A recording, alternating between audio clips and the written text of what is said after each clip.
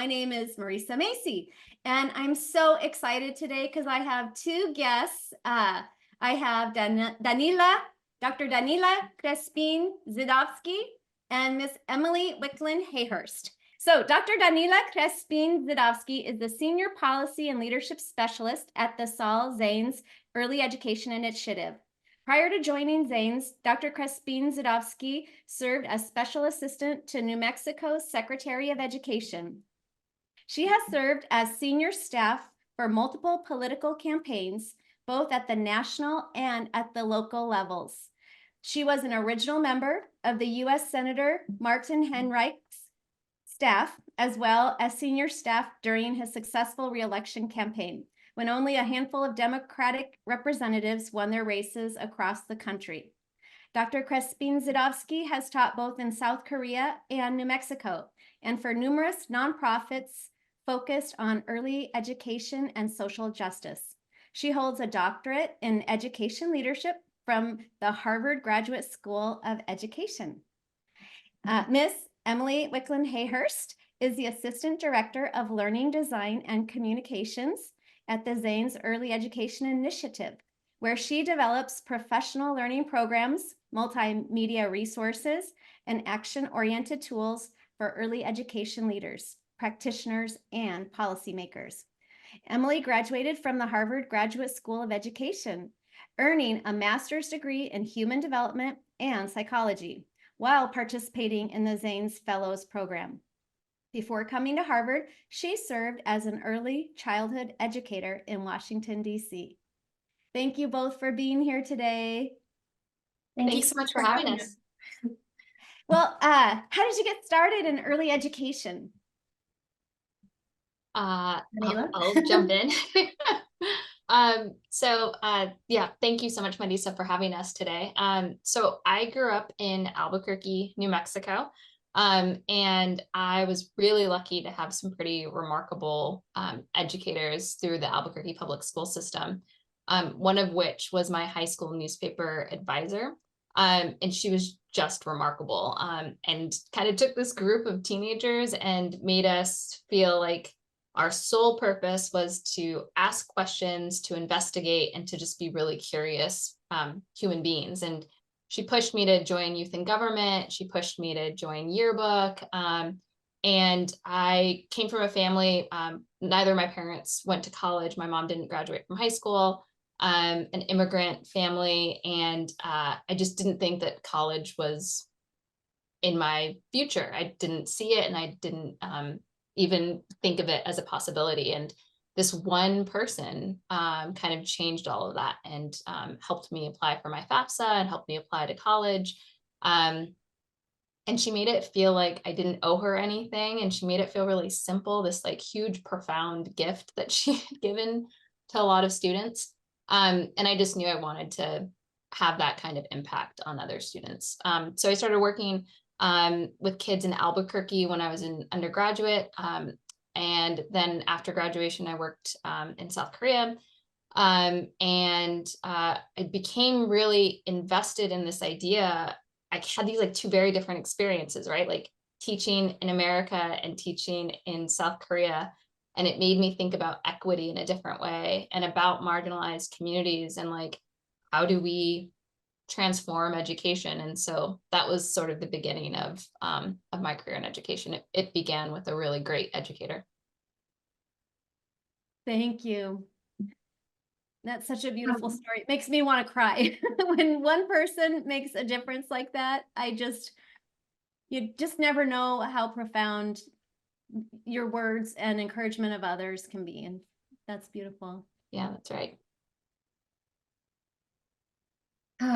Well, I am originally from Minnesota. I grew up in Minnesota and in a family with lots of educators. So it was sort of a natural fit, I guess, to go into education in that way. After college, I moved to Washington, D.C. and was an early educator there. I taught preschool. I taught 4-year-olds in a charter school setting for a few years, and then in a mixed age Head Start classroom for a few years after that. And it was just, I mean, a fantastic, challenging, rewarding, all of the things. experience and foundation really for my future or ongoing career. And I knew I really wanted to stay in the early education field, but at that point was ready to kind of expand my knowledge and toolkit to be able to serve the communities that I was serving even better, hopefully. And so I decided to pursue graduate study. And fortunately, right around that time was when the Zaentz initiative was starting, the Zaentz Fellows program focused on early education was starting. And so I was able to, I was fortunate to be a part of that first cohort at the Harvard Graduate School of Education, a place I definitely did not imagine myself being, but just, it ended up being a really great fit, really surrounded by so many people who are really committed to early ed and quality and equity in early ed, and then have just stayed there ever since. So, foundation in the classroom that still, very much informs everything that I do today. That's awesome. And with your experience as an educator in Washington, D.C., and that's how I got to know you guys. You were my profs in the certificate program that we're going to talk about next. And so the Zaentz that you were talking about is a great segue. What is the certificate in early education leadership, and how can people get involved with it?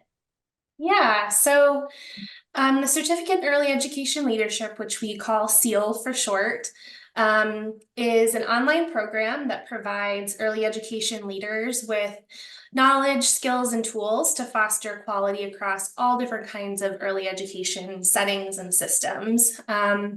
So it includes 15 modules that cover a wide variety of topics related to early brain development, leadership, and teaching and learning.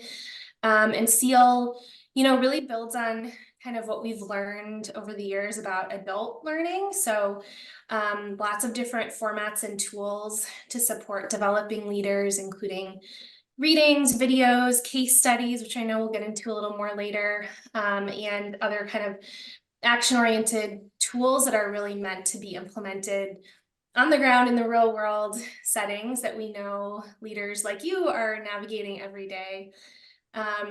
We welcome participants in all types of roles. We have program leaders, so center directors, principals, teacher leaders, instructional coaches, systems leaders, kind of the full spectrum, which really leads to a really vibrant and diverse community of learners from all over the world, really. Thank you, Emily. And I learned about it during the pandemic, the certificate in early education leadership, and it was such an amazing program. I have told so many people about it because I just want everybody who's an early childhood educator to go through it. I walked away with learning so much about advocacy and how to support children better and their families, and also neighborhoods and communities. And you made it so easy because it was all online. All the classes were online. And when I saw you guys in Boston in December, I asked someone, what's the average amount of time it takes someone to get the certificate? Because for me, I did it during the pandemic, and I didn't go like full force, like, because I was still working and doing a bunch of other things. And so it took me, for the 15 classes, about 2 years to kind of work through it. Like I would take one module or one class at a time. And so for me, it was about 2 years. But the person that I talked to in December said, well, it's less than that, the average person. But I'm guessing that it's because I just, kind of went slow. But there's no like hurry or anything. You can pace yourself. So you can go longer or shorter. But it is such a life-changing program, and it's so easy because you can work at your own pace. You can do it all online, and you can do it while you have a full-time job.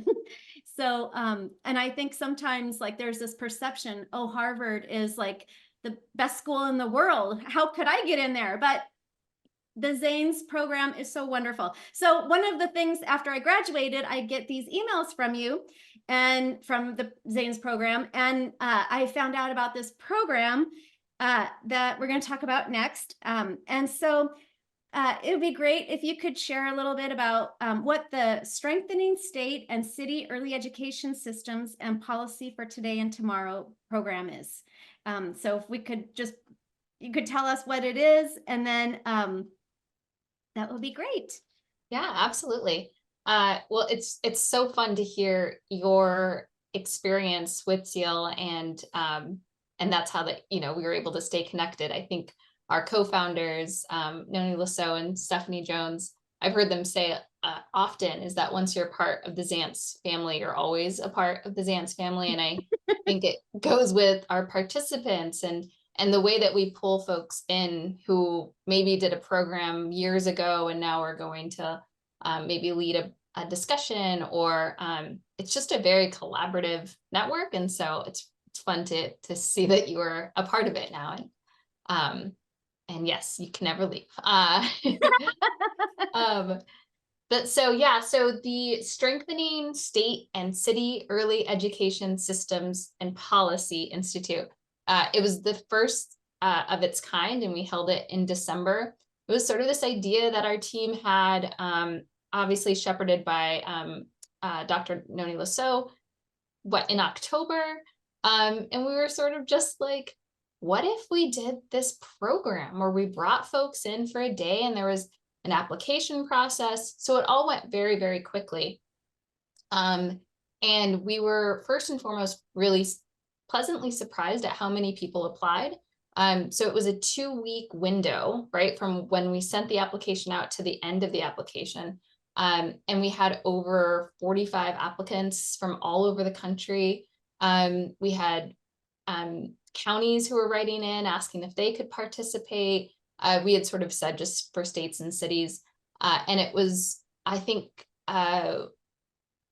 it was just a reminder of how important this work is, and that those tools and those resources and supports are really needed right now.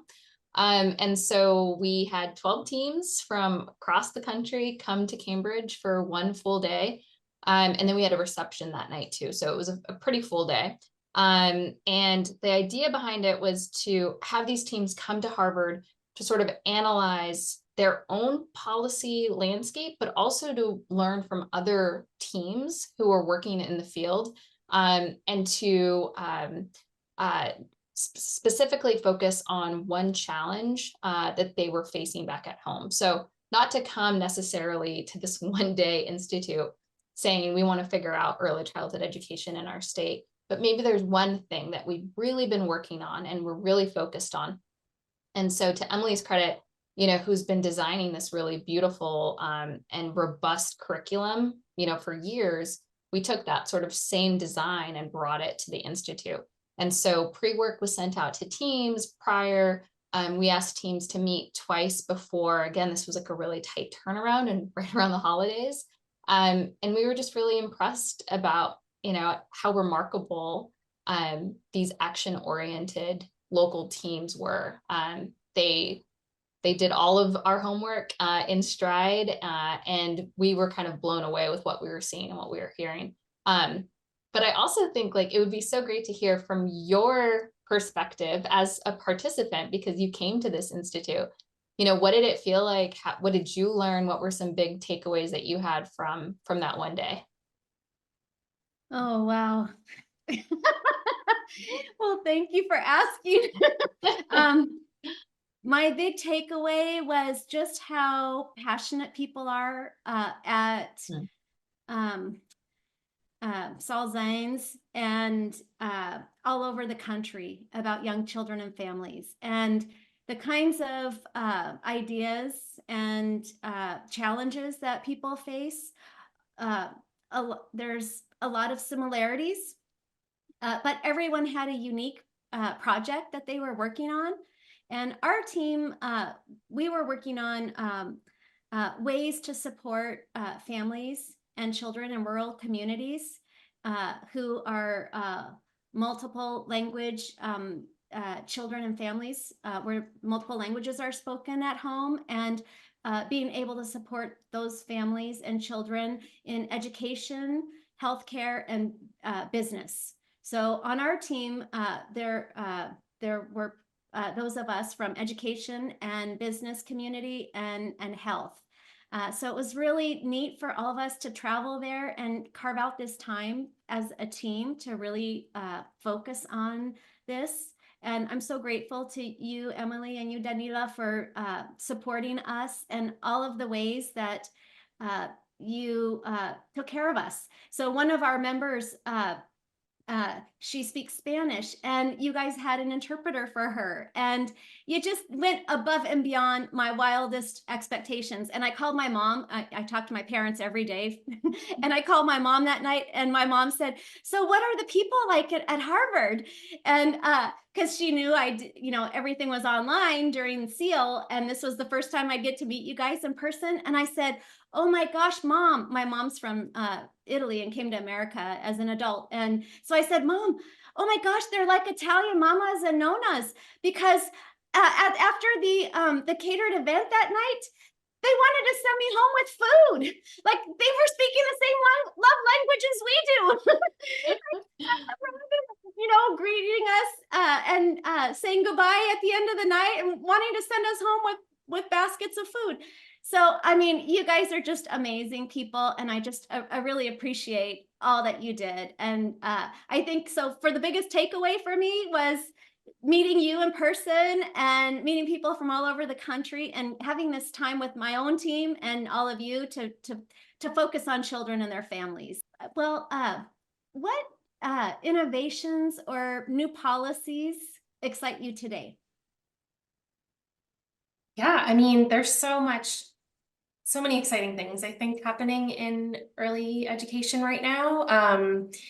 And I think one thing that really excites me is sort of all the efforts happening in cities and states and counties and whatever unit across the country, really to invest in and lift up the early education workforce. I think strategies that are really focused on increasing educator pay, which obviously, as we all know, has for a long time been far too low, and to elevate sort of the professional status of educators. And so I think there's places, cities like San Francisco or Washington, D.C., for example, that are really, making big investments in their workforce. And I think it's early, but I think hopefully that will lead to, more people staying in the profession, able to join the profession.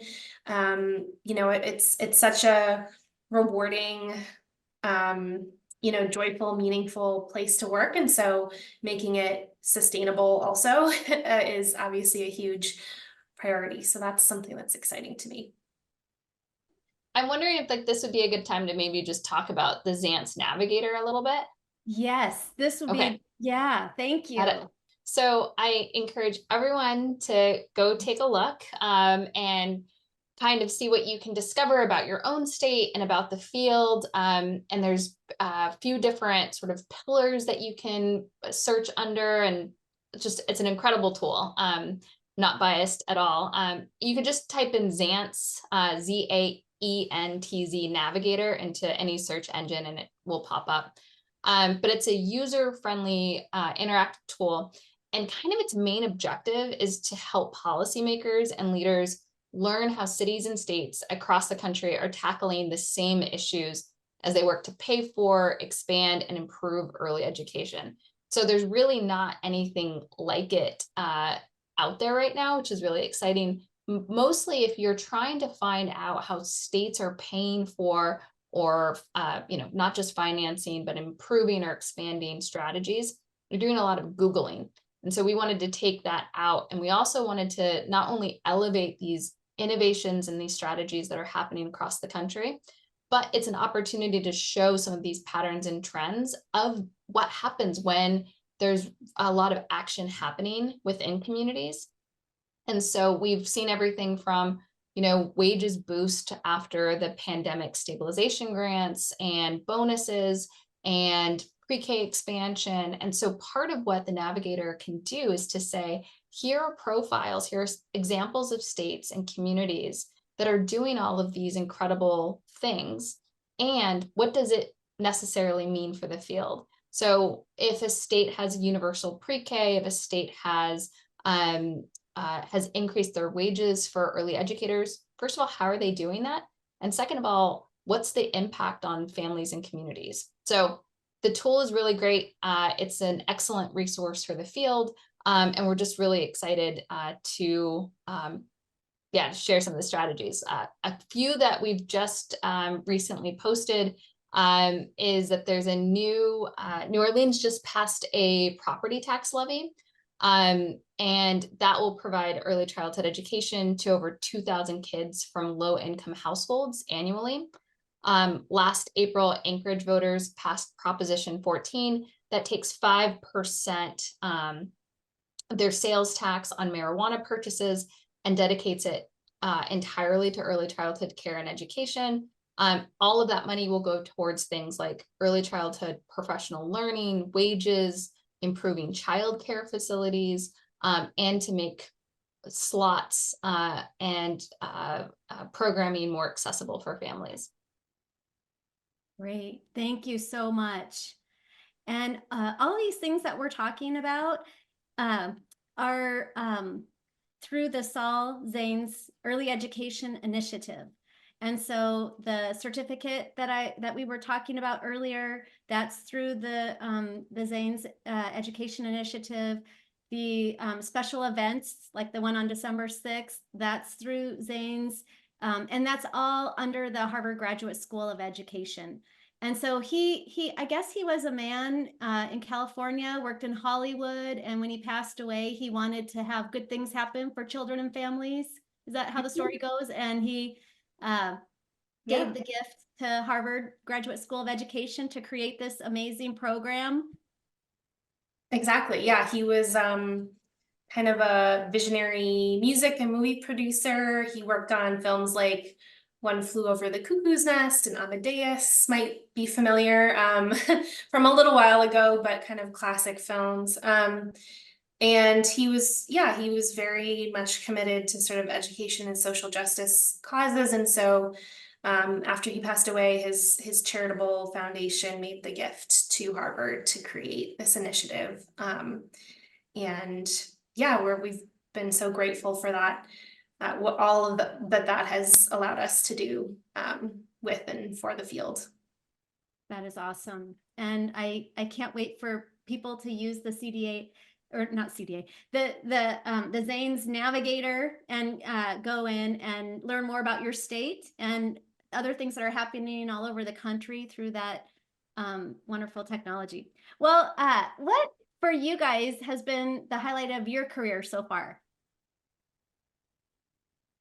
That's tough. I might have to pick two things if that's okay. I think one is like teaching, like getting to work with kids and families every day and fellow educators, and I wouldn't have traded that for anything and miss it, though I still feel very connected to it in a lot of ways. And then the other, I think, is sort of almost an extension of that, I guess, but getting to see like this past year's, be part of and celebrate the thousands at this point of learners who have gone through our professional learning programs at Zaentz. Like we had kind of an on-campus graduation program for SEAL, those who had completed the SEAL program at that point last summer. And just getting to meet and talk to these incredible people like you from around the world who took the time to really invest in themselves and their professional leadership growth. And that, I think, was just really a highlight to like see that come to life, I guess. And so looking forward to more moments like that in the future. Awesome. Thank you, Emily. And that's a great way to put it too, an investment in yourself. That's kind of what the Zaentz program allows educators, early childhood educators, and professionals in general to do, invest in yourself. Great. Thank you. And Danila. Yeah, I'll have to probably have two as well. I mean, there's a lot, but I think I loved teaching, and I also loved working in government. I think that a big part of um, the way I enter into spaces is having watched incredibly passionate, mission-driven people work in under-resourced settings. And so part of what I loved so much about the Institute in December was that, um, you know, bringing all of these different teams in from across the country who were working without a lot of resources, right? Like, how do you create programming for so many families, and how do you scale it that for families without you know, changing the quality? And how do you pay people what they're worth, and make sure that you're giving them healthcare benefits, right? Like, and there's not really an infrastructure in early childhood education. So I have really appreciated the opportunity at Zaentz to think about how to best support those teams who are already, like, they're doing all of these remarkable things without us. Our opportunity is really to step in and to highlight the successes that they already have going on, and then offer any tools or supports that we can so that they can continue doing this really remarkable work in the absence of federal investment. And so it was so much fun to meet Team Nebraska in December. It was inspiring to meet these teams that are just doing so much great work. And so that makes, I think, our jobs a lot of fun. Thank you. Thanks for all you guys do. And thanks for being my profs in the SEAL program and being so inspirational. Thank you, thank you, thank you. Well, how can listeners follow you? Yeah, it's a great question. We would love to have you get in touch and follow the Zaentz Initiative. Of course, you can connect with us on our website, and that's where you can also sign up for our mailing list to get newsletters and announcements about the kinds of programs we were talking about during this podcast. And then you can also connect with us on social media platforms, so LinkedIn, Facebook, and Threads. And so also feel free to reach out to us via email. We'd love to be in touch.